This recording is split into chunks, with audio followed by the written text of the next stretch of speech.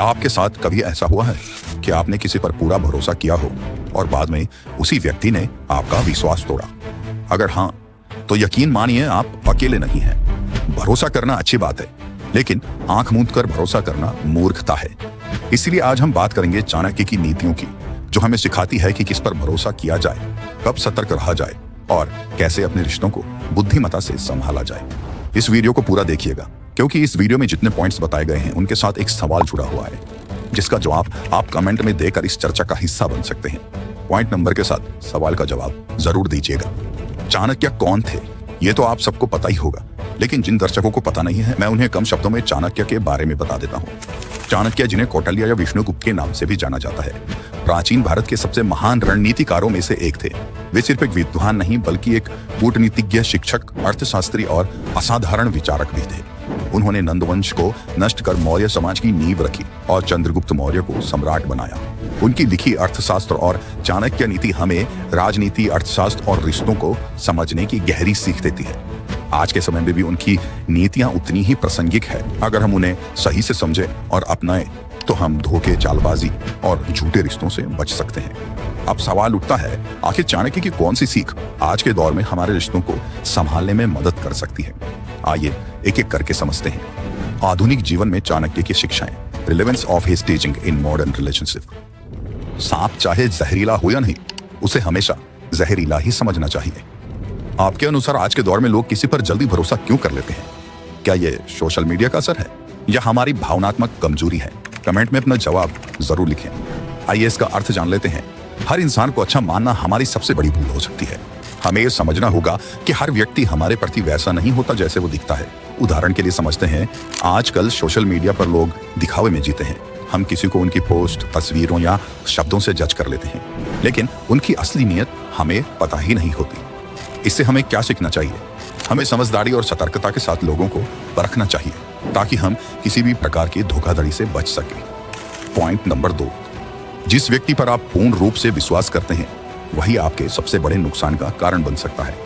क्या आप मानते हैं कि सबसे बड़ा धोखा हमें उन्हीं लोगों से मिलता है जिन पर हम सबसे ज्यादा भरोसा करते हैं? हाँ या नहीं, कमेंट में जवाब जरूर दें। आइए इसका अर्थ जानते हैं। जब हम किसी पर आंख मूंद कर भरोसा करते हैं, तो हम उसके हर निर्णय को सही मान लेते हैं।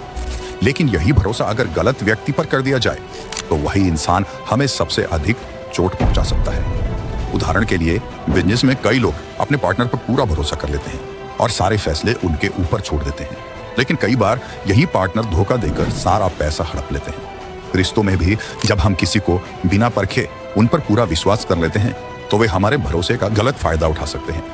इससे हमें क्या सीखना चाहिए? भरोसा करें, लेकिन आंखें खुली रखें। किसी भी व्यक्ति को समझने के लिए समय लें। पॉइंट नंबर 3, मित्र को परखने के लिए उसे संकट में डालो। आपके अनुसार एक सच्चे दोस्त की पहचान का सबसे अच्छा तरीका क्या है? क्या ये कठिन समय में उसकी मदद करने की भावना है या फिर उसकी ईमानदारी? आपको क्या लगता है? आप इसका जवाब कमेंट में जरूर दें। आइए इसका अर्थ समझते हैं। हर कोई अच्छे समय में साथ रहता है, लेकिन असली दोस्त वही है जो बुरे समय में भी आपका साथ दे। उदाहरण के लिए, जब आप किसी मुसीबत में होते हैं, तब कौन आपके साथ खड़ा रहता है? जब आप कठिन दौर से गुजर रहे होते हैं, तब कौन आपको छोड़कर चला जाता है? इससे हमें क्या सीखना चाहिए? रिश्तों की सच्चाई को परखने के लिए उन्हें किसी कठिन परिस्थिति में देखें, तभी आपको पता लगेगा कि कौन सच्चा है और कौन सिर्फ दिखावे के लिए आपके साथ है। पॉइंट नंबर 4, दुश्मन के दुश्मन को मित्र बनाओ।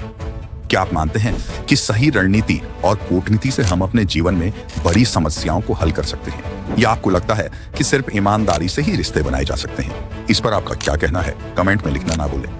आइए इसका अर्थ जानते हैं।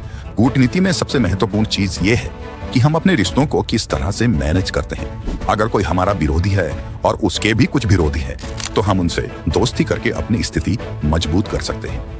उदाहरण के लिए, बिजनेस में अगर किसी कंपनी से आपकी प्रतिस्पर्धा है, तो आपको उनके प्रतिस्पर्धियों के साथ मिलकर काम करना चाहिए, ताकि आपकी पोजीशन मजबूत हो सके। ऑफिस, पॉलिटिक्स में अगर कोई आपके खिलाफ साजिश कर रहा है, तो आपको उसके विरोधियों के साथ मिलकर अपनी स्थिति बचानी चाहिए। इससे सीखने को क्या मिला? समझदारी और रणनीति के साथ रिश्ते बनाएं, ताकि आपको किसी भी स्थिति में नुकसान ना हो। इन सभी बातों का हमें क्या निष्कर्ष मिला? चाणक्य की नीतियां हमें बताती है कि रिश्तों में सिर्फ भावनाएं नहीं बल्कि समझदारी और सतर्कता भी जरूरी होती है। आपको चाणक्य की कौन सी नीति सबसे ज्यादा पसंद आई और क्यों? कमेंट में अपनी राय जरूर दें। मैं सबसे अच्छे कमेंट को पिन करूंगा। अगर आपको यह वीडियो पसंद आया तो लाइक करें और अपने दोस्तों के साथ शेयर करें ताकि वे भी चाणक्य की इस अनमोल बुद्धिमत्ता से सीख सकें। चैनल को सब्सक्राइब करना ना भूलें क्योंकि ऐसे ही और ज्ञानवर्धक वीडियो आते रहेंगे। धन्यवाद।